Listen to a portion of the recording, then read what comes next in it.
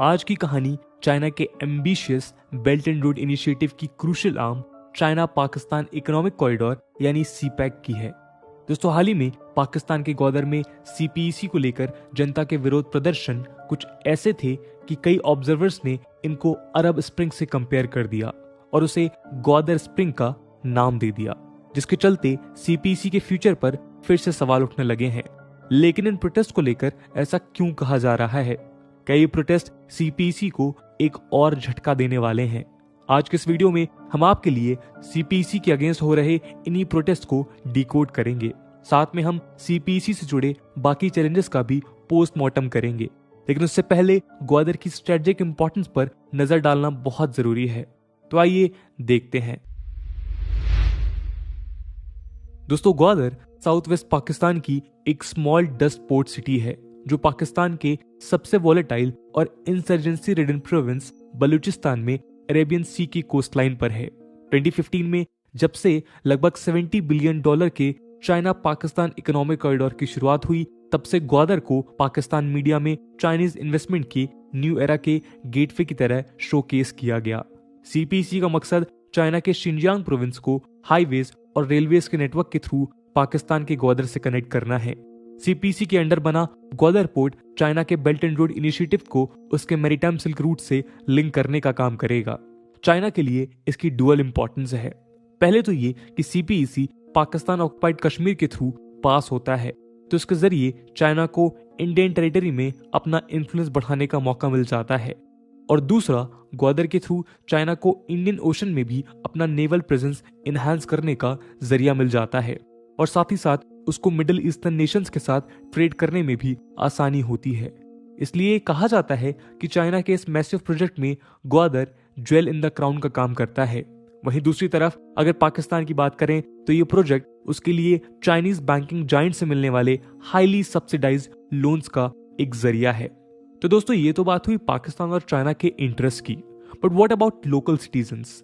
दोस्तों, सीपीईसी के इनॉग्रेशन के वक्त चाइना और पाकिस्तान के लीडर्स ने कहा था कि ये प्रोजेक्ट बलूचिस्तान के लिए इकोनॉमिक बूम साबित होगा और बलूच लोगों की जिंदगियां बदल जाएंगी। लेकिन असल में ऐसा कुछ नहीं हुआ।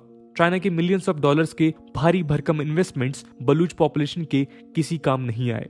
उल्टा बदले में उनको कुछ मिला तो वो है ऑपरेशन, वायलेंस और फोर्सफुल अबडक्शन। और आज तो हालत ये है कि ये लोग अपने बेसिक राइट टू लाइफ के लिए ग्वादर की सड़कों पर गुहार लगा रहे हैं। ऐसा हम क्यों कह रहे हैं, आइए देखते हैं। दोस्तों, पाकिस्तान की पोर्ट सिटी ग्वादर में पिछले 30 दिनों से लगातार प्रोटेस्ट हो रहे हैं और इन प्रोटेस्ट को बलूचिस्तान के लोकल लीडर मौलाना हिदायत उर रहमान लीड कर रहे हैं। कुछ 100 लोगों की संख्या के साथ शुरू हुए ये प्रोटेस्ट आज एक फुल फ्लेज्ड सोशल मूवमेंट का रूप ले चुके हैं और इस मूवमेंट का नाम रखा गया है ग्वादर को हुकूक दो तहरीक और give rights to Gwadar movement. इस प्रोटेस्ट में लोग सड़कों पर आकर jobs, electricity, education, health infrastructure और क्लीन ड्रिंकिंग वाटर जैसी बेसिक नेसेसिटीज की डिमांड कर रहे हैं। इन प्रोटेस्ट ने सरकार के आगे कुल 20 डिमांड्स रखी हैं, जिनमें से ये बेसिक नेसेसिटीज की डिमांड्स प्रमुख रूप से शामिल हैं।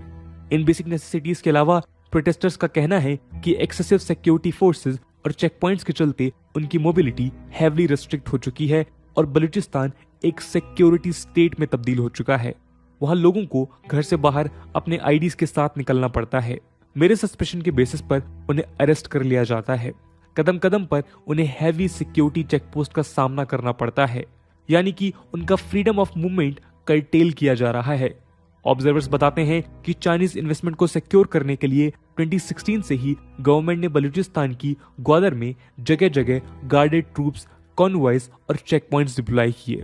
टू बी मोर प्रिसाइज, ये सिटी चाइना की एक फोर्ट्रेस के रूप में तब्दील कर दी गई, जिसे बलूचिस्तान के आम लोगों का लाइवलीहुड एक स्ट्रगल में तब्दील हो गया। ग्वादर में चाइना की इंक्रीजिंग प्रेजेंस हमेशा से ही लोगों के डिस्कॉन्टेंट का मुद्दा रही है और आज ये डिस्कॉन्टेंट इतने बड़े प्रोटेस्ट के रूप में फिर एक बार सामने आ रहा है। इसका एक और उदाहरण हमें इन प्रोटेस्ट की अगली डिमांड में मिलता है। दोस्तों, इन प्रोटेस्ट का एक और बड़ा मुद्दा वहां के लोकल फिशरमैन्स के फिशिंग राइट्स का है। आपको बता दें कि पाकिस्तान गवर्नमेंट ने कुछ समय पहले चाइनीज फिशिंग ट्रॉलर्स को ग्वादर के टेरिटोरियल वाटर्स में फिशिंग लाइसेंस दे दिया था। फिशिंग ट्रॉलर्स एक तरह के जायंट वेसल्स हैं जिनका उपयोग मास लेवल पर फिशिंग करने के लिए होता है। एक एस्टिमेट के मुताबिक चाइनीज ट्रॉलर्स की प्रेजेंस वहां लगभग 30 लाख लोकल फिशरमैन्स का लाइवलीहुड सीधे तौर पर अफेक्ट कर रही है। तो दोस्तों, अब आप समझ सकते हैं कि प्रोटेस्टर्स बार बार ऐसा क्यों कह रहे हैं कि पाकिस्तान और उनका आयरन ब्रदर चाइना लोगों के बेसिक राइट्स छीनने में लगा हुआ है। तो कुल मिलाकर ये सब केवल एक ही चीज की तरफ इशारा करता है, और वो है सीपेक के वीकनिंग प्रोस्पेक्ट्स। दोस्तों, ये तो बात हुई आज हो रहे प्रोटेस्ट की, लेकिन उसके अलावा और भी कई चैलेंजेस हैं जो सीपीईसी के डूम्सडे की तरफ इशारा करते हैं। लेकिन उस पर आने से पहले आइए एक बार ब्रीफ नजर डालते हैं सीपीईसी के करंट स्टेटस पर।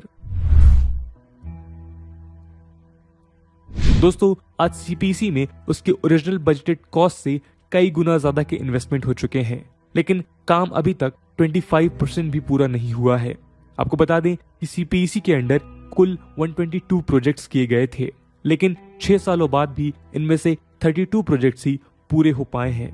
और ये ट्रेंड केवल सीपीसी तक ही सीमित नहीं है, बल्कि पूरे बीआरआई प्रोजेक्ट के अक्रॉस देखा जा सकता है। बिजनेस स्टैंडर्ड की एक रिपोर्ट के मुताबिक पैंडेमिक के दौरान बीआरआई की इन्वेस्टमेंट में 54% का स्लम दिखा। इतना ही नहीं, चाइनीज फॉरेन मिनिस्ट्री के वांग जियालोंग के मुताबिक बीआरआई प्रोजेक्ट के तहत की जाने वाली लेंडिंग जो 2016 में लगभग $75 बिलियन के आसपास थी, वो 2020 में घटकर कुल $3 बिलियन तक रह गई है। तो आप देख सकते हैं कि कैसे ये पूरा प्रोजेक्ट आज बैकफुट पर है। खैर, अब एक बार वापस आपके अटेंशन सीपीसी पर लेकर आते हैं। सीपीसी के अंडर कुल 7 major road and rail projects plan किए गए थे। इसमें से मुल्तान सुकूर रोड का एक स्मॉल स्ट्रेच ही कंप्लीट हो पाया है। इसमें 3 major rail project ML1, ML2 और ML3 और 2 रोड प्रोजेक्ट वेस्टर्न अलाइनमेंट और ईस्टर्न अलाइनमेंट अभी होल्ड पर हैं। काराकोरम हाईवे के कुछ स्ट्रेच अंडर कंस्ट्रक्शन है। इसी के साथ मैसिव कॉस्ट ओवररन के चलते लाहौर मेट्रो प्रोजेक्ट की फिजिबिलिटी भी स्टेक्स पर है। दोस्तों, सीपीसी के अंतर्गत 9 स्पेशल इकोनॉमिक जोन्स बनाने का वायदा था। इनमें से 8 स्पेशल इकोनॉमिक जोन जो कि गिलगिट, मोहम्मद, रशाकाई, इस्लामाबाद, मीरपुर, बॉस्टन, धबेजी और पोस्ट कासिम में बनने वाली थी, उनकी अभी तक शुरुआत भी नहीं हुई है। इनमें से 9th स्पेशल इकोनॉमिक जोन जो फैसलाबाद में स्टार्ट हुई थी, वो भी लैक ऑफ फंड्स की वजह से बीच में रुक गई। पाकिस्तान की करंट इकोनॉमिक सिचुएशन देखते हुए एक्सपर्ट्स का कहना है कि नियर फ्यूचर में इनमें से किसी भी स्पेशल इकोनॉमिक जोन के मटेरियलाइज होने की कोई चांसेस नहीं है। ग्वादर स्पेशल पोर्ट जोन भी सीपीसी का एक एम्बिशियस हिस्सा है, लेकिन अभी तक इसका 20% वर्क भी कंप्लीट नहीं हो पाया। इस पोर्ट एरिया के रोड प्रोजेक्ट्स काफी स्लो हैं। रेल प्रोजेक्ट्स तो अभी तक शुरू भी नहीं हुए हैं और स्पेशल इकोनॉमिक जोन के प्रोस्पेक्ट्स डोलड्रम्स में हैं। और तो और पिछले 1 साल से यहाँ कोई सिग्निफिकेंट शिपिंग ट्रैफिक भी नहीं दिखा है। उल्टा अगर इस रीजन में कहीं प्रोग्रेस हुई तो वो है चाइनीज नेवी के सपोर्टिंग इंफ्रास्ट्रक्चर में। तो जो पोर्ट पाकिस्तान के लिए एक कमर्शियल हब बनने वाला था, वो आज एक चाइनीज नेवल बेस में तब्दील होता नजर आता है। इन अ नटशेल हम आज ये कह सकते हैं कि आज most of the CPC project reality से बहुत दूर है। हालांकि इस प्रोजेक्ट की शुरुआत पाकिस्तानी इकोनॉमी में पॉजिटिव कंट्रीब्यूशंस के लिए हुई थी, लेकिन आज ये किसी चीज में अगर कंट्रीब्यूट कर रहा है तो वो है पाकिस्तान के नेशनल डेट्स। द हिंदू की एक रिपोर्ट के मुताबिक एज ऑफ 2020 सीपीसी के तहत मिलने वाले लोन्स की वैल्यू लगभग $5.8 बिलियन पहुंच गई, जो पाकिस्तान के टोटल फॉरेन डेट में 5.3% कंट्रीब्यूट कर रही थी। उसी तरह चाइनीज ऑफिशियल्स का कहना था कि सीपीसी के चलते 2030 तक पाकिस्तान में लगभग 2.3 मिलियन जॉब्स क्रिएट की जाएंगी। लेकिन आज ग्वादर के प्रोटेस्ट को देखकर यह साफ पता चलता है कि सीपीसी इस फ्रंट पर भी एक फेलियर बनकर रह गया है। तो दोस्तों, ये बात हुई सीपीसी के करंट स्टेटस की। अब आइए सीपीसी को हॉन्ट कर रहे बाकी चैलेंजेस को भी हम देखते हैं। आज जो सबसे बड़ा फैक्टर सीपीसी को हर्ट करता है वो है delays in investments due to lack of consensus. Pandemic के समय पर तो ऐसे कई इंसिडेंट सामने आए जिससे ये साफ था कि प्रोजेक्ट को लेकर दोनों देशों के बीच सहमति नहीं बन पा रही है। उदाहरण के तौर पर अगस्त 2020 में इमरान खान गवर्नमेंट ने $6.8 बिलियन का ML1 रेल अपग्रेडेशन प्रोजेक्ट पास किया। आपको बता दें कि ये सीपीसी का सबसे कॉस्टलीस्ट प्रोजेक्ट था और इसके 90% फाइनेंसेस चाइना से मिलने की बात थी। लेकिन टिल डेट बीजिंग इस एग्रीमेंट पर रिलेक्टेंसी शो कर रहा है, जिसके चलते ये प्रोजेक्ट एक डोरमेंट फेज में है।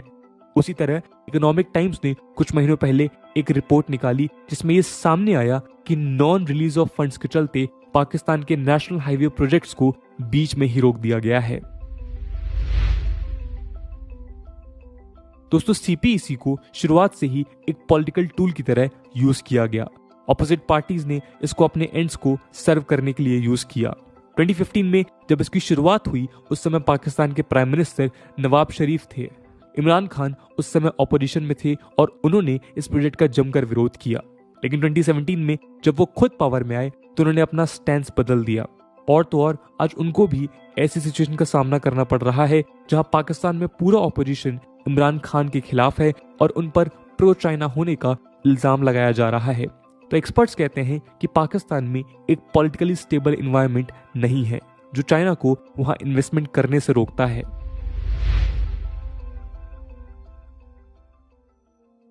सीपीसी का अगला सबसे बड़ा चैलेंज है करप्शन। इस करप्शन की जड़ पाकिस्तान में बढ़ती पॉलिटिकल इंस्टेबिलिटी के चलते एक्सेसिव मिलिट्री इन्वॉल्वमेंट को बताया जा रहा है। आपको बता दें कि इमरान खान ने अपने इलेक्शन कैंपेन के टाइम पर यह मुद्दा जोर शोर से उठाया था, लेकिन पावर में आने के बाद उन्होंने इस पर कोई एक्शन नहीं लिया। उल्टा जब अगस्त 2020 में पाकिस्तानी मीडिया ने सीपीसी अथॉरिटी के chairman lieutenant general Asim Salim Bajwa के करप्शन स्कैंडल्स को एक्सपोज किया, तब भी इमरान खान ने उनके खिलाफ इन्वेस्टिगेशन करने से मना कर दिया। कंट्री में मास प्रोटेस्ट होने के बावजूद लेफ्टिनेंट जनरल आसिम बाजवा ने अपनी पोस्ट से रिजाइन करने से मना किया। और केवल यही नहीं, आर्मी के कई रिटायर्ड ऑफिशियल्स सीपीसी प्रोजेक्ट के कई क्रूशियल पोजीशंस पर अपॉइंटेड हैं और इनमें से ऐसे कई केसेस हैं जो सीपीसी फंड्स के मिस एप्रोप्रिएशन में सामने आए हैं। चाइनीज ऑफिशियल्स का कहना है कि आज पाकिस्तान में की जाने वाली इन्वेस्टमेंट का 80% हिस्सा करप्शन में लीक हो रहा है, जिसको वापस जनरेट करना उनके लिए बहुत मुश्किल है।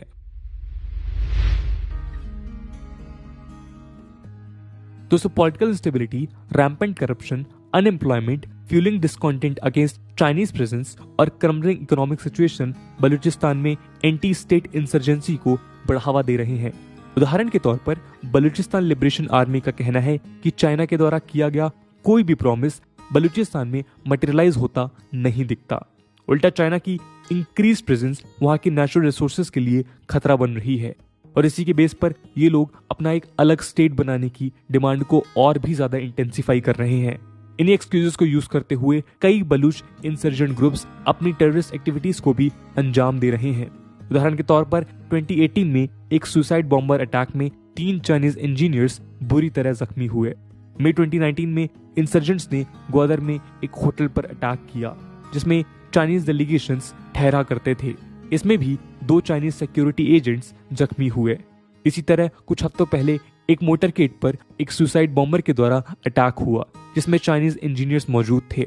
इसमें भी एक चाइनीज इंजीनियर की जान जोखिम में पड़ गई। तो दोस्तों, इस बात से आप अंदाजा लगा सकते हैं कि कैसे टेररिज्म का खतरा सीपीईसी के प्रोग्रेस में एक बड़ा हर्डल बन रहा है। एक्सपर्ट्स का कहना है कि रीसेंट प्रोटेस्ट इस ट्रेंड को और भी ज्यादा बढ़ा सकते हैं और ऐसे में सीपीईसी कितना आगे जा पाएगा ये कहना बहुत मुश्किल है। हालांकि इमरान खान कहते हैं कि वो हर कीमत पर इसको पूरा करके दिखाएंगे, लेकिन पाकिस्तान और उसकी जनता को इसकी क्या कीमत चुकानी पड़ेगी ये तो आने वाला वक्त ही बताएगा। तो दोस्तों, ये थी कहानी सीपीसी की और हमने इस वीडियो में इस सवाल के जवाब को ढूंढने की कोशिश करी है कि क्या सीपीसी का एंड होने वाला है।